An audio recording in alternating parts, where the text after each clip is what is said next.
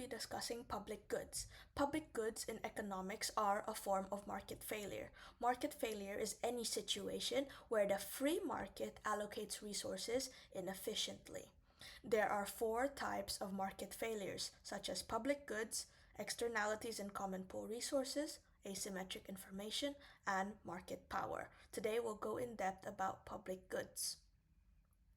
So public goods, the definition is any good that is both non-rivalrous and non-excludable.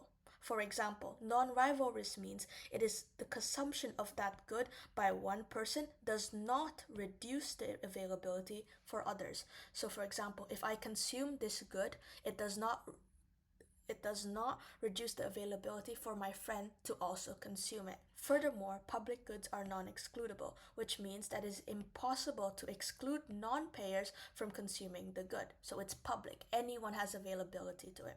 Real-life examples of public goods are streetlights, parks, or public firework displays. For example, let's take parks. The consumption, me utilizing the public park to go for a walk or a picnic, does not reduce the availability for someone else to come to the public park. Thus, it is non-rivalrous. Furthermore, I cannot stop someone else from using the public park. Therefore, it is non-excludable. So what are the problems with public goods? The biggest problem is that the private sector has no incentive to produce or provide public goods because it is a market failure and they don't get profit. Let's go back to the public park example. While public parks are a natural thing, there is no incentive for any party to maintain the park because the public can use it. It is a market failure as it's available to all. So no one who maintains the park, for example, if there's a company that has to clean the park, they don't get any profit from it.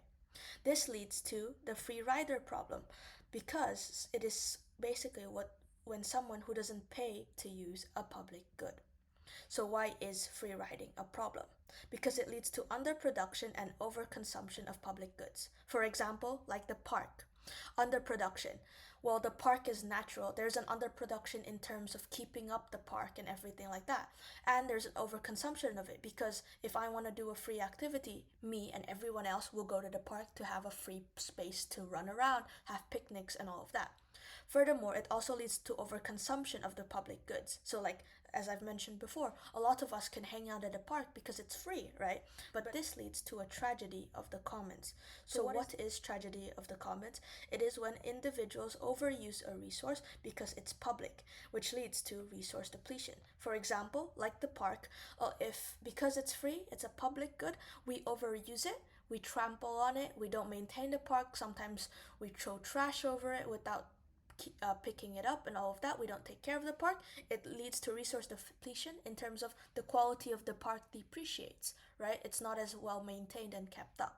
So how do governments respond to public goods? Number one can be direct provision. This is when governments provide directly the public goods themselves using taxpayers' money, which does lead to an opportunity cost. For example, we have Hyde Park in London, in England, in the United Kingdom.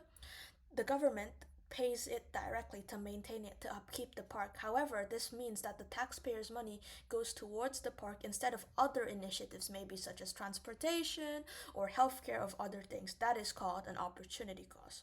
Second, it can be also through contracting out to the private sector. So governments can sometimes pay a specialized third party with the expertise to provide the public good.